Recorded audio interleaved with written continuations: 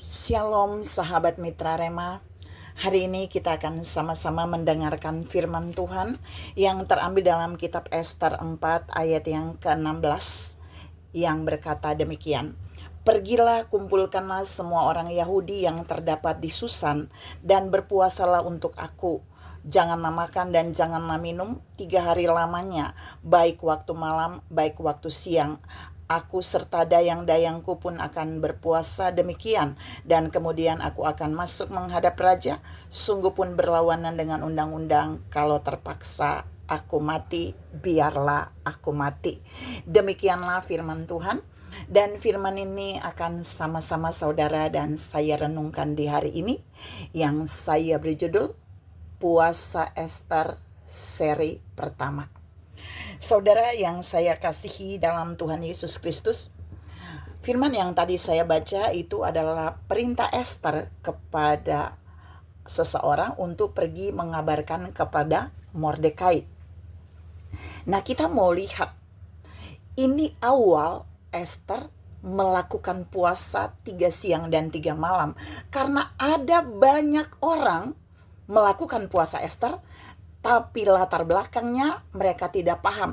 Bahkan tujuan yang mereka lakukan tidak sesuai dengan firman Allah. Dan ini mau saya share di puasa Ester seri pertama. Jadi yang pertama, Ester melakukan puasa itu pertama karena Ester akan berhadapan dengan raja di luar waktu yang harus ditentukan untuk masuk. Itu riskan, ini yang pertama. Tapi yang kedua saudara, Ester melakukan puasa dengan dayang-dayangnya, bahkan Mordekai dan semua orang Yahudi di zaman itu adalah untuk menghadapi kejahatan kriminal yang dilakukan oleh Haman. Saya ulangi, Ester melakukan puasa itu untuk nanti menghadapi kejahatan kriminal yang dilakukan oleh Haman untuk orang-orang Yahudi termasuk Ester.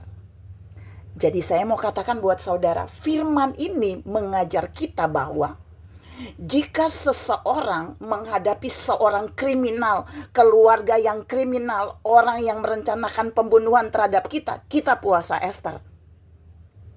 Maka itu sesuai dengan firman. Lalu kalau saudara bertanya, kalau kriminalnya puasa Bu tidak? Kalau pendukung kriminalnya puasa Ester? Kalau keluarga kriminalnya puasa Ester, saudara cari saja di Alkitab. Ada enggak yang Tuhan tetapkan? Tapi Tuhan mau bilang hari ini buat saudara dan saya di puasa Ester seri pertama, bahwa Ester berpuasa yang pertama untuk menghadap raja di waktu yang bukan raja panggil, artinya taruhannya kalau raja tidak mengulurkan tongkat, Ester pasti mati.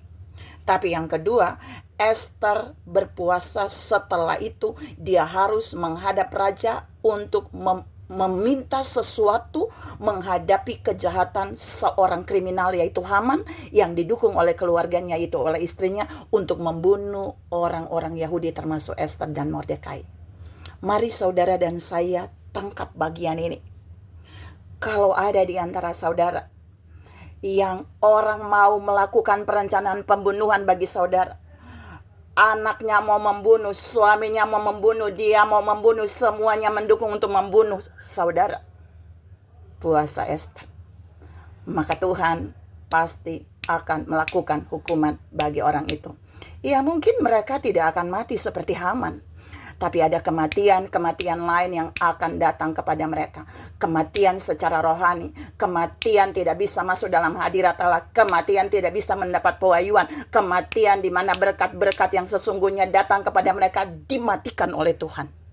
Karena itu Tuhan mengingatkan saudara dan saya, ingat puasa Ester itu sesungguhnya membawa Ester bisa membalikan keadaan seorang pembunuh yang merencanakan pembunuhan kepada Ester, Mordekai, dan orang Yahudi.